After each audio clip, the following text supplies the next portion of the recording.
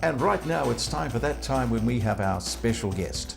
Tonight's special guest is international cell biologist Dr. Bruce Lipton, a keynote speaker around the world. Dr. Lipton has some fascinating insight into the role of the subconscious mind. It's all in his brand new book, Spontaneous Evolution. Dr. Bruce Lipton, what an honor. I so appreciate this opportunity to be here with you. I love your show. Thank you. Well, to have you on The Beat Goes On, because you're a man that lives in America, in Santa Cruz, for 2 months of the year, but the rest of the time you're touring the world. You're an international superstar, Bruce. I don't know about superstar, but I do have a lot of airplane mileage. Bit of a sad week for us, of course, Bruce. Oh. You visited New Zealand and Christchurch. It's a terrible thing to be in an earthquake, isn't it? Yeah, well, I'm from California, so we've had a few of our own shares like this, but this is an amazingly destructive earthquake for a relatively low number, 6.3. But that's because I guess it apparently was so close to the surface. It was 5 kilometers. Yeah, and that's enough to take the sod off the top of everything. Anyway, Bruce, yes. Welcome to the show once again, and you're here today because you have a wonderful, brand new, spanking new, brand new book. It looks beautiful, called Spontaneous Evolution. Yes, yes. Now, there's a pathway to you writing this book, of course, and your last book was The Biology of Belief. And so, just for some of our viewers who may not know Bruce Lipton, let's start at the beginning. A young lad in California went to Actually, university. I went to the University of Virginia. Yep. And back in 1967, and one of the first things I learned at the University of Virginia was how to clone stem cells. Now, this was 43 years ago, so basically, when I was learning about stem cells and cloning them, there were only maybe a dozen people in the whole world that knew about stem cells. We hadn't heard of stem cells. No, most people think that's something that happened in the last 5-10 years, but no, 40-some years ago was when I actually started working with them, and the profound nature of putting these cells in the culture. A stem cell is like a multi-potential cell. It's like an embryonic cell. All of us are filled with stem cells. Yes. 50 trillion cells in the body. 50 yes, trillion yeah. cells. Now, something is controlling those 50 trillion cells, isn't Yes, yeah. When I was teaching medical school, we were teaching the idea that genes control life. As a matter of fact, unfortunately, most people in the non-sciences are still of that belief that their life is in some way controlled by their genes. Cancer, genes, Alzheimer's, diabetes. Oh, I'm a victim of my own genes. And this is an unfortunate situation because what my research revealed, very simply, what I did is I take one stem cell, put it in a petri dish, and it divides every 10 hours. Yes. So at the end of a week or two, I got thousands of cells in the petri dish from one. But the point is, all the cells coming from the same parent, all the cells are genetically identical. So they're all genetically the same. But then here comes the experiment, and it's simple but profound. I take this mass of cells, they're all genetically the same, split them up into 3 different petri dishes, and I put culture medium to feed them. The environment, the environment for the cell is culture medium, like ours is air, water, and all this stuff. And I say, but I have a slightly different culture medium in each petri dish. And in one dish, the cells form muscle, in one dish, the cells form bone, and a third dish, the cells form fat cells, and then you're left with a very interesting question. What controls the fate of the cells? Well, the first thing is they're all genetically identical. Yes. So you can't say genes did this, they all had the same genes. The only difference was the environment. Okay? And then I said, well, I take my plastic petri dish with cells, take it from a good environment to a bad environment, the cells get sick.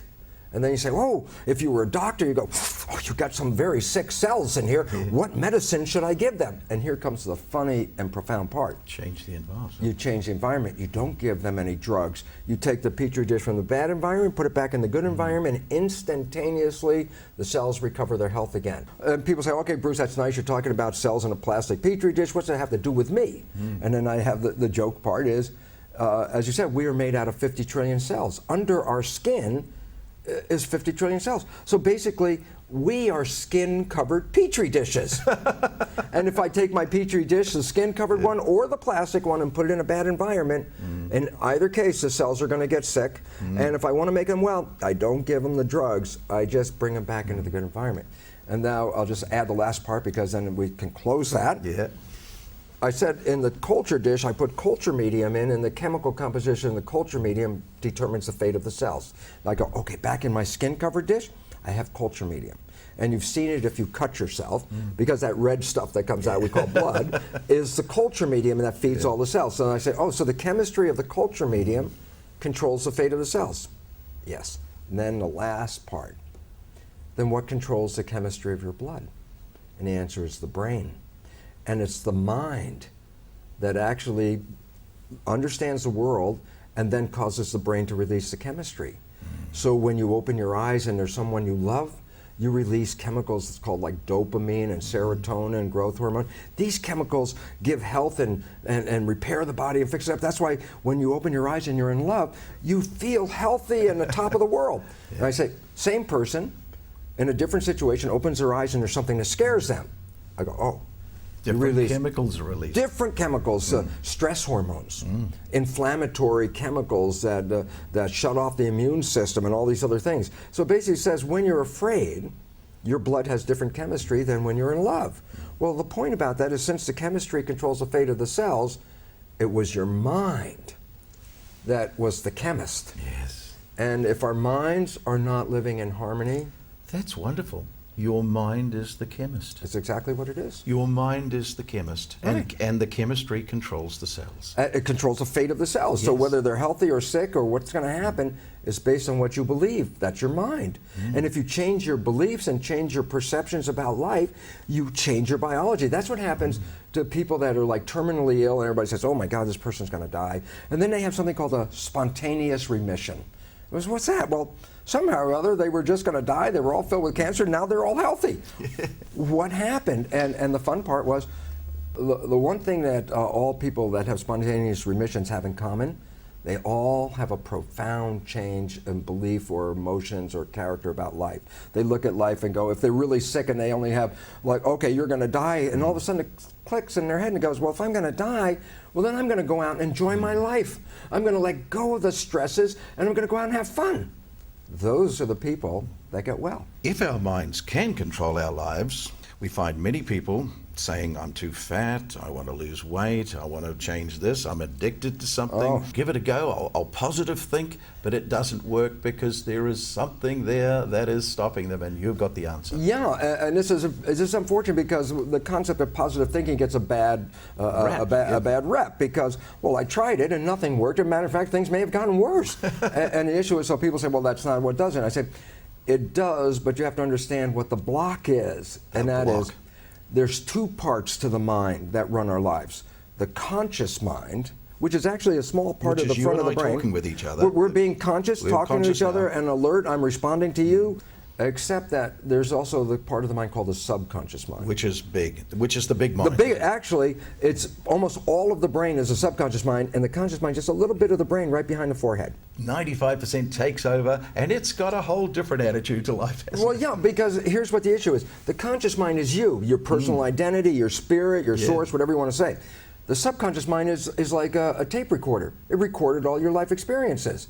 Well, the first 6, 7 years of your life, the fundamental experiences of being raised by your family, being raised in a community, means that a child for the first 7 years of his life is like a video recorder. It's on.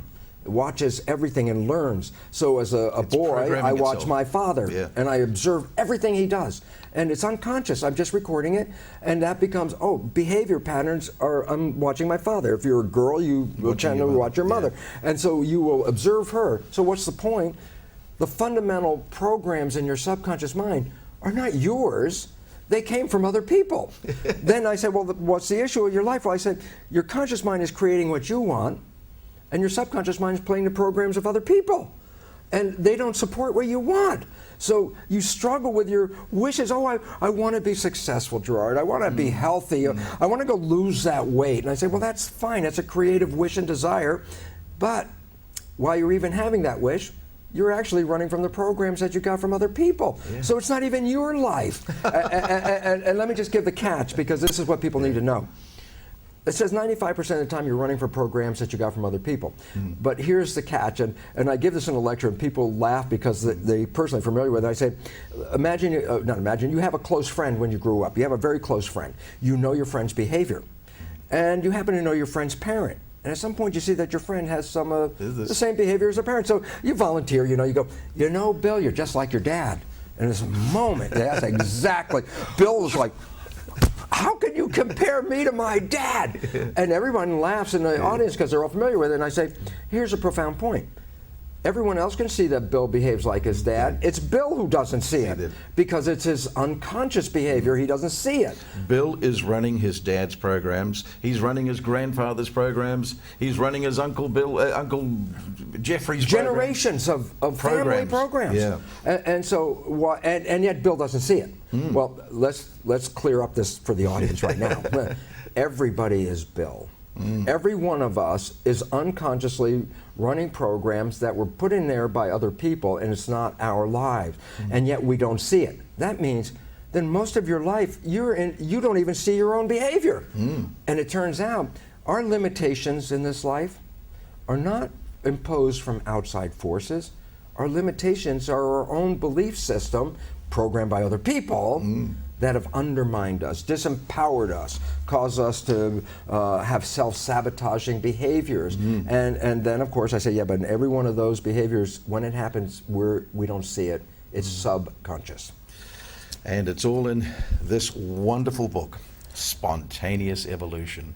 Now, of course, Bruce, bookstores throughout New Zealand? Yes. All good bookstores? I would hope so. Pathfinders for sure. Goodies. Online? Can you purchase? Absolutely online. Probably the best price online. But what would be wonderful is 3 of our wonderful viewers out there thought to themselves, I'd like to win one of these books. I would love to give them one of those books. All you have to do is email Gerard at The Beat Goes On, and in the subject line, you just have to type Spontaneous Evolution. We'll have a draw, and we'll announce the 3 winners in the next programs. Bruce, thank you. Gerard. Thank you for coming on the show. I so appreciate the opportunity, and I so appreciate New Zealand. I just want people to know that until they go and find another place like the United States and they go live there for a while, they'll be so happy to come back home. And they should recognize how gifted the population of New Zealand is to be in this beautiful country at this time of world upheaval.